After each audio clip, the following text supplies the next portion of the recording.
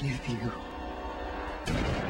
The death of Evelyn Mercer, played by Finola Flanagan, sets in motion the plot for John Singleton's action drama, Four Brothers. A quartet of actors play former foster kids adopted by the same woman who gave them a home and a name.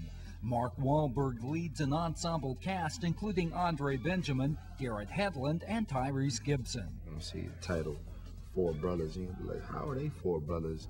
And you got a white boy, black boy, white boy, and a black boy. Well, you'll see. You know, when you're in the foster system, you really don't know who's going to end up being your brother or sister. You know, that's the beauty of it. It's like, you know, it's like Monopoly. You know, you know, what deck of cards am I going to be dealt now? The story is set in Detroit, in an area not far removed from the tough street environment the four young men left before becoming part of the Mercer family. Wahlberg joined the project early on and confesses he enjoyed a certain comfort level with the circumstances of his character, the oldest brother. They seem very much close to who I am and a lot of kids that I knew. I grew up in a very poor neighborhood, the youngest of 9 kids, so I was constantly, you know, surrounded by family, mostly brothers. I'm the youngest of 9, but there's 6 boys. And so it feels very much like home for me. It feels like going back in time. Where's Bobby? Right here, Jerry. What are you hiding, Jerry? Huh? What are you hiding? It's just tough love, you know what I mean? I mean, that's how I grew up. My brothers would always beat me up, but they always, you know, protected me. If anybody else tried to beat me up, they'd kill him. And, you know, that's kind of how Bobby is. You got to kind of earn your keep as a man, and that's pretty much how I was raised. Be careful, my baby. Ooh. Like that, ammo? Yeah, it's loaded, little brother. Be careful. Mark is really doing this thing. I really like that guy, you know what I'm saying? And, you know, he's my new hero, you know, because he's done 15, 16 movies, and he's like a black man in a white body to me, because he got so much soul, and he's so real and down to earth, and, you know, he grew up in Boston, so they really thugged him out, and he's been able to use that to his pure advantage, because he's a real dude. There's music to my ears. It reminds me of home. The director nominated for an Oscar for Boys in the Hood used that real dude aspect to his advantage. Singleton says this movie embodies a basic theme that appeals to his sense of storytelling.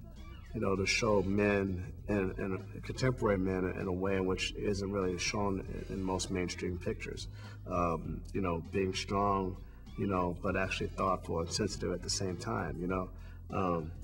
I think that, you know, in some ways I make films that are men's movies, but the women really love them because the men are so interesting and they're so well-rounded, you know, and they're just not one-dimensional kind of guys. This doesn't add up. He's already got the money. There wasn't no gang shooting, there was an execution. They set Mom up, they set her up. Why would somebody hire a killer to shoot Mom? The brothers' quest to uncover and punish the person or persons who killed their adopted mother leads them into uncharted territory. So in that respect, the film begins as something of a whodunit. But if the above-the-law, desperado nature of their actions suggests something altogether old school, it isn't an accident. It's a modern-day urban western. I grew up watching old movies with my dad, you know. I've seen probably every great western ever made, every great gangster movie ever made, every movie Jimmy Cagney's ever been in. Y'all just gonna shoot up the whole town because y'all mad? Why not? Who are you protecting? The Western, I think, is the most quintessential of American genres in terms of filmmaking. And I think that pretty much every movie I've ever done can be broken down into Western motifs. With this picture, Four Brothers, my attraction to it was that it seemed like it was a Western. You know, the character of Bobby Mercer is kind of like a, you know, the lone gunman who's been out in the wild for so long, and he's coming back to town to wreak justice and revenge. And it just seems really like really down home, and goes to the heart of what I think American filmmaking is about.